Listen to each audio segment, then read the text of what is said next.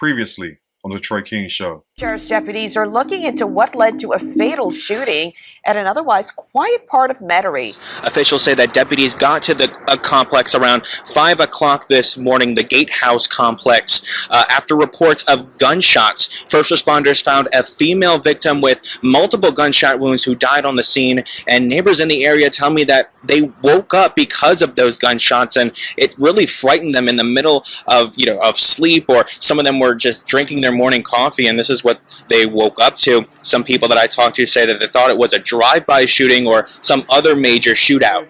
Yo, YouTube, what's going on? Trey back again to hit y'all another video. Hope y'all having a very great day. Hope y'all having a very great week. My day is going absolutely wonderful. Big shout out to all the channel members and subscribers to the Trey King Show family. And much love to each and every last one of you all. And you all, we have a story out of Louisiana by way of Metairie. And big shout out to everybody in the great state of Louisiana. Everybody outside the great city of Metairie. Now, before I start this story, I want to send a special thank you out to my channel members and also to my subscribers for sending me this story. And also, keep these stories coming. And also, before I start this story, I want to send a condolence out once again to the family and friends of Charlene Jones, because it's very sad and tragic what happened to this woman, all by the hands of another jealous woman. Now, this is an update to a story that I did roughly back in 2022, where we have 48 years old Charlene Jones, who was savagely murdered outside of her apartment complex.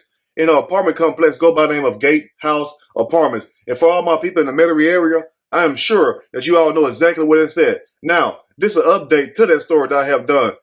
And on last Thursday, we had the woman who set up the hit, who goes by the name of Monica Avery, 52 years old, along with the hitman, who goes by the name of Louis Gordon, 37 years old, were both convicted of second-degree murder and also conspiracy to commit murder. And now I want to ask you all a question before I dig deep into the story. Now, I noticed that both of these people have been charged with second-degree murder and also second-degree conspiracy to commit murder. But answer this for me, family. Why didn't Monica Avery and also Louis Gordon, ugly face self, why didn't they both get first-degree murder? So for anybody who had an answer to that, please let me know in the comment section. Now, also this story shows you why it's best to let go and move on with your life. As in the case of Monica Avery, the only thing this woman had to do was just go on about her business if her boyfriend didn't want her. And now as you hear the details to this story, it's really going to shock you, and it really shows you how diabolical some people can be. Now, all of this stemmed back in December 25th of 2021, where Monica Avery's boyfriend wanted to go be with the other woman. And who's the other woman? Yes, Charlene Jones. So Monica Avery's boyfriend was already in a relationship. Now, he decided on Christmas Day that he didn't want to spend his holiday with Monica Avery, so he decided to go be with Charlene Jones. Now, you would think Monica Avery, being a grown-ass woman, 52 years old, guess what? She can handle it. She would have put a big girl drawers on, and guess what? Let that man go and went and been by herself, or when it found somebody else to be with. But no, Monica Avery did not do none of that.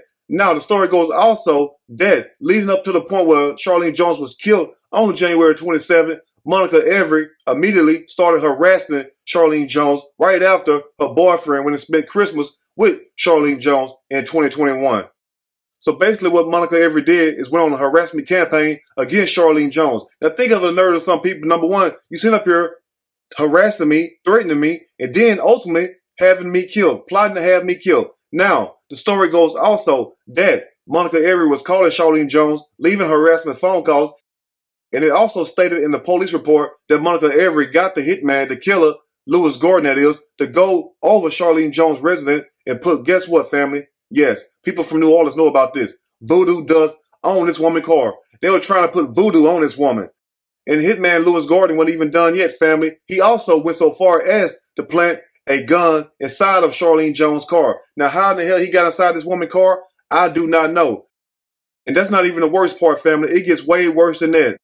And now back to the part where Louis Gordon, the hitman, planted the gun inside of Charlene Jones' car. Now, immediately after Louis Gordon planted this gun inside of Charlene Jones' car, guess what happened? Monica Avery called Crime Stoppers and told Crime Stoppers anonymously that the gun that was inside of Charlene Jones' car was used in a New Orleans homicide. Think about that, family. Now, you're going to sit up here and plant a gun inside my car that's linked to a murder, and then your ass going to call Crime Stoppers on me as if that's my gun. So just think about all the bad things that could have happened, family, to Charlene Jones. Now, imagine if this woman was driving somewhere and somebody happened to notice a gun, or if she would have been speeding a little bit and got pulled over by the police, and the police would have seen this gun. and thought that this was the gun that was used in this homicide and thought that Charlene Jones did this. What would have happened to Charlene Jones? Most likely, they would have drawn down on her, which means they would have pulled their gun on Charlene Jones. That's what I meant when I said draw down on her. Now, just think if this woman would have got killed, all because the police thought that she was riding around with a gun that was used in a murder. And as you all can see so far, family, things could have got really bad for Charlene Jones up until the point where she got killed. Now, it gets way more deeper than that. And Monica Avery was not even done. Now, after she planted this gun inside of Charlene Jones' car and called the police and told the police that this gun was used in a New Orleans homicide, she immediately faxed the DA office some paperwork stating that her boyfriend was involved in a 1997 manslaughter case, basically stated to the DA office that the boyfriend that left her and went to go be with Charlene Jones was the aggressor in this attack. She was basically trying to point this man out to be a killer because guess what? Somebody ended up losing their life at this apartment complex. And no, I do not have the full details to what happened with the boyfriend and also the apartment manager, but at the same time, something definitely happened. So as you all can see, this woman, Monica Avery, was very crazy. Now, a person that's thinking rational would let the other person go, especially if you're going to leave me on all days. And that day happened to be what, family? Christmas. So you mean to tell me you're going to sit up here and crash out for somebody who's going to leave you to go be with somebody else on one of the most important holidays? And you're going to give up your livelihood along with the hitman giving up his livelihood? And hitman, Louis Gordon, it had nothing to do with you. Now, they also have an old saying that the apple doesn't fall far from the tree. And the reason why I say the apple doesn't fall too far from the tree, because as you all can see, Monica Avery's son, Joshua Avery, was charged in 2016 of robbing and killing a Raising Cane's manager. 8 years after the 21-year-old Raising Cane's manager was killed during a robbery, a Jefferson Parish judge ruled today that 32-year-old Joshua Avery is mentally competent to stand trial. Investigators say he repeatedly stabbed Freelou in June of 2016 while robbing the Raising Cane's restaurant on Williams Boulevard in Kenner. Avery faces multiple charges, including first-degree murder, armed robbery, and obstruction of justice. So here we have, family, a mother that's going to prison for the rest of her life for murder, and also the son who's most likely going to prison for the rest of his life for murder. And that's why I said the apple doesn't fall far from the tree. So you would think that the mom would have learned her lesson from the son, even though the parents are supposed to teach the kids. And also what was brought out in court last Thursday was the fact that this killing took place on January 27th of 2022 around 5 a.m. in the morning, when hitman Louis Gordon was seen on surveillance camera speeding out of the apartment complex driving a red Ford Fusion. Now think about this, family. We're going to break it down real simple. Now the red Ford Fusion did not belong to Louis Gordon hitman, and also the red Ford Fusion didn't belong to Charlene Jones, and also the red Ford Fusion didn't belong to Monica Avery, who planned the whole hit. So now guess who the red Ford Fusion belonged to, family? As you all can see this picture right here, this woman name is Deja Wells, 29 years old. She let the hitman, Louis Gordon, use the red Ford Fusion. And not only did she let this man use the red Ford Fusion, but it also says, and it was brought out in court, that she let Louis Gordon use one of her daughter's cell phone. So now let's think about this. As I told you all in the beginning of the video, here we have two people, Louis Gordon and also Monica Avery, charged with second-degree murder and also conspiracy to commit second-degree murder. But guess what, though? Deja Wells did not get charged with any kind of murder charge. The only thing they charged Deja Wells with, as you all can see, was money laundering. Now, let me ask you all this, and we're going to close up in a few minutes. Why in the hell didn't Deja Wells get charged with conspiracy to commit murder also if it was her car used to carry out the hit? Because it says it was a drive-by, and all this was seen on camera. Some people that I talked to say that they thought it was a drive-by shooting or some other major shootout.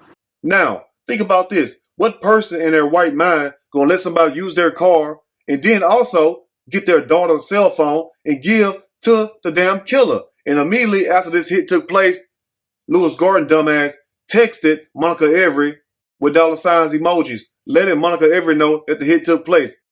And also adding to that point, what person in their right mind is going to allow a hitman to use their car to go carry out this hit unless they are involved themselves? So let me ask you all this, family. Why do we have two people charged with conspiracy to commit murder instead of three people when it looks like to me three people are involved? Now let me ask you all this. Do you think Deja Wells knew about this hit taking place? Because once again, who is going to allow somebody just to use their car and then also use their daughter's cell phone. And I know some of y'all are asking yourself right now with Trey, why would she let the hitman use her daughter's cell phone? That way it can't be tracked back to the hitman and also back to Monica Avery. Because quite naturally, even though Monica was done for planning this whole situation, she didn't let the hitman use her cell phone. But in my mind, I think that Deja Wells knew this hit was going to take place, and that's the reason why she allowed Louis Gordon, the hitman, to use her car and also to use her daughter's cell phone.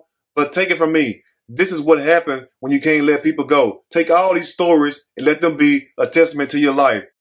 But the last thing you want to do in your life is sit up here and crash out over someone who don't want you. It don't matter who they are, because at the end of the day, you got to love yourself. It's all about self-love. Look here, you cannot expect your husband and your wife to be faithful to you. You cannot expect your boyfriend or girlfriend to be faithful to you. But one thing you can do, and it's a guarantee, is love yourself.